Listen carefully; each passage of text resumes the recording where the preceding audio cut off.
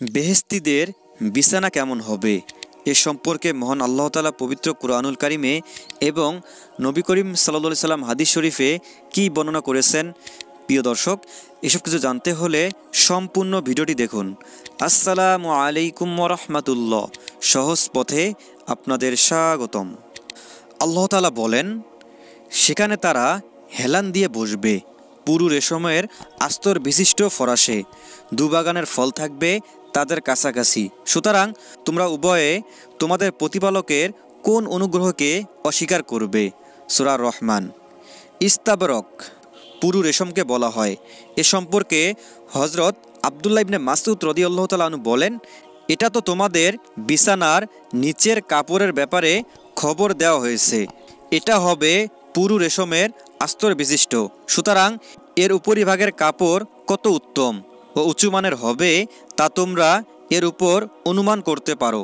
অতঃপর এ সম্পর্কে আরও ইরশাদ হচ্ছে, তারা সবুজ বালিশে ও সুন্দর গালিচার উপরে হেলান দিয়ে বসবে।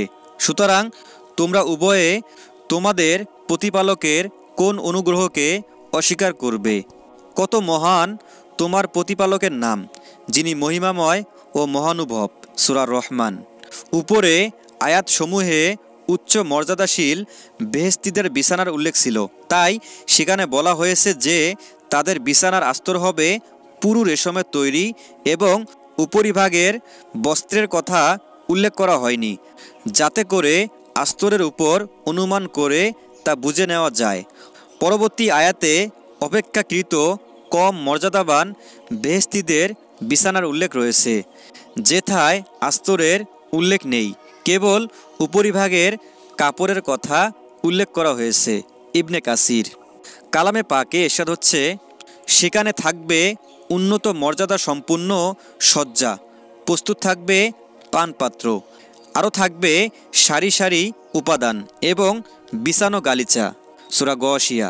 সূরা ওয়াকিয়ায় আসহাবুল ইয়ামিন, ডানপন্থী এর নিয়ামত সামগ্রীর আলোচনায় মহান আল্লাহ তাআলা বলেন, ওয়াফুরুশিম মারফুআ, তারা উন্নত মর্যাদা সম্পূর্ণ শয্যায় থাকবে। এর ব্যাখ্যা প্রসঙ্গে হযরত আবু সাঈদ খুদরী রাদিয়াল্লাহু তাআলা আনহু থেকে বর্ণিত আছে, নবী করিম সাল্লাল্লাহু আলাইহি সাল্লাম ইরশাদ করেছেন, যেসব শয্যার উচ্চতা এমন হবে যেমন আসমান ও জমিনের মধ্যবর্তী ব্যবধান, যা 500 বছরের দূরত্ব। তিরমিজি। মহান আল্লাহ তাআলা আমাদের সবাইকে জান্নাতের অধিবাসী হওয়ার মতো তৌফিক দান করুন, আমিন। আর প্রিয় বন্ধুরা, এরকম ইসলামিক নিত্য নতুন ভিডিও পেতে আমাদের এই ছোট্ট চ্যানেলটি সাবস্ক্রাইব করে সাথেই থাকবেন ইনশাআল্লাহ।